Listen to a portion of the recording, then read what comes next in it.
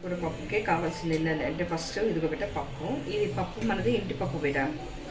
మనవరు మామది పప్పు ఇచ్చిన కందులు మనం ఇంత చేసుకున్న పప్పు కాబట్టి ఇట్లా ఉంటుంది, టేస్టీ ఉంటుంది ఇది. కందిపప్పు కందులతో మనం ఇంత తయారు చేసుకున్న పప్పు. తర్వాత 2 ఉల్లిగడ్డలు, పచ్చిమిరపకాయలు కొన్ని, పాలకూర, ఎల్లిపాయలు, కొంచెం కరివేపాకు, కొంచెం చింతపండు. ముందు ఇది శుభ్రంగా కడుక్కోవాలి 2-3 సార్లు. కడిగేసుకొని కుక్కర్లో వేసి నేను ఆల్రెడీ కడిగి పెట్టాను. మన పప్పు ఈ పప్పు కొంచెం ఎక్కువ పడుతుంది మన పప్పు కంటే. ఇది ఊరి పప్పు కదా, మనం ఇంట్లో తయారు చేసిన పప్పు. తర్వాత ఇవన్నీ కడిగి పెట్టుకున్న పాలకూర వేసేసేయాలి. మన క్వాంటిటీని బట్టి వేసుకోవాలి. బట్టి ఇప్పుడు మనం 3 ఉన్నాం కాబట్టి కొంచెం వేస్తున్నాను నేను. పాలకూర వేసుకోవాలి. తర్వాత ఎల్లిపాయలు వేసేయాలి.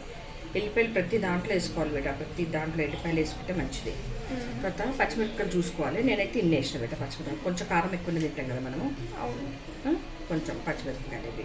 తర్వాత ఉల్లిగడ్డ. కొంతమంది ఉల్లిగడ్డలు వేస్తారు, కొంతమంది వేయరు. మనమైతే వేస్తాం బిడ్డ ఉల్లిగడ్డ అవసరం కదా. తర్వాత చింతపండు ఇప్పుడు వేయద్దు. దీంట్లో నీళ్ళు పోసుకోవాలి ఫస్ట్. ఎన్ని నీళ్ళు పోసుకోవాలి? ఇది మనకు అందాజు చెప్తాను, నేను చూపిస్తాను.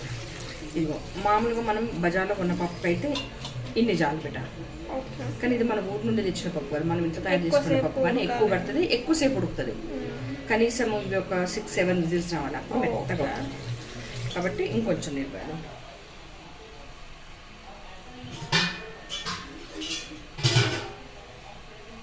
అంతే ఏం చేయాలంటే ఇంకొంచెం నీళ్ళు వేయాలి. జస్ట్ చాలు, ఇంత చాలు. తర్వాత ఏం చేయాలి, దీని మీద పసుపు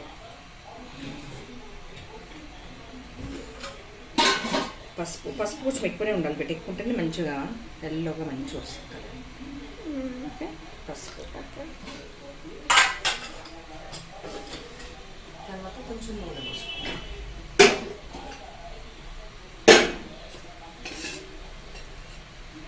కొంచెం నూనె వేసుకోవాలి. వేసుకున్న తర్వాత లాస్ట్కి ఏం చేయాలి, ఇవి చింతపండు ఉంది కదా, చింతపండు ఇట్లా పైన పెట్టేసేయాలి. మరీ లోపలికి వదలద్దు, ఉడకదు.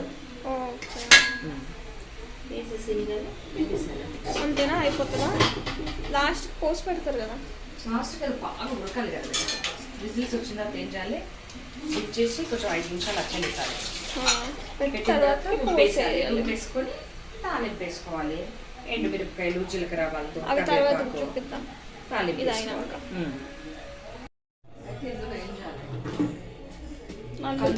దొడ్డుప్పు వేసుకోవాలి.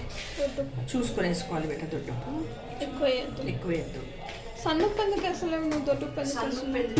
సన్నుప్పు మంచిది కాదు బిడ్డ.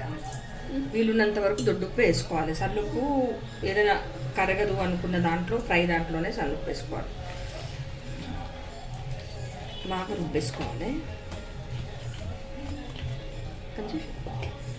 See guys, it's the final look. ఇదిగో బిడ్డ. But we have to do posu.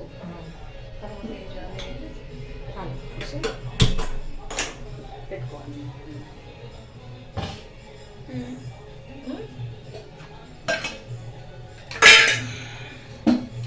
తాలింపు కోసం పక్కన పెట్టుకుని మనం చూసుకొని పోసుకోవాలి నూనె ఎంత అనేసి. నేనైతే ఒక 3 గంటలు, దీంతోనే 3 గంటలు చాలు. నెక్స్ట్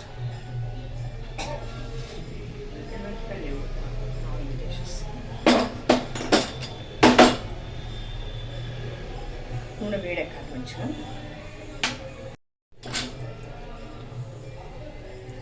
జీలకర్ర,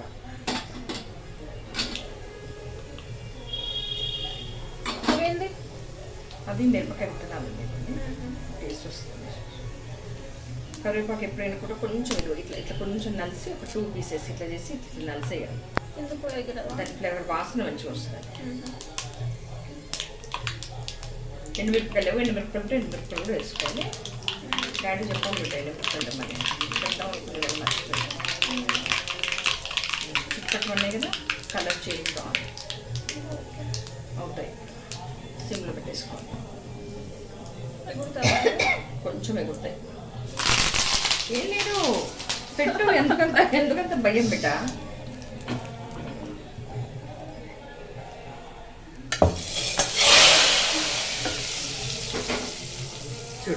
ఫైనల్లీ గుమ్మ గుమ్మ గుమ్మ గుమ్మలాడే పప్పు. ఈ పప్పు చాలా టేస్ట్ ఉంటుంది బేట. మనం ఇంట్లో తయారు చేసే పప్పు కదా. నేను చూస్తా టేస్ట్ ఉప్పు సరిపోయిందా లేదా. ఆహా సూపర్ అయింది. ఇప్పుడు మరి దీని కాంబినేషన్ ఏంటి? ఉడియాలు. పప్పు కాంబినేషన్ ఏంటి? వడియాలు. ఉడియాలు ఏంటి చాలా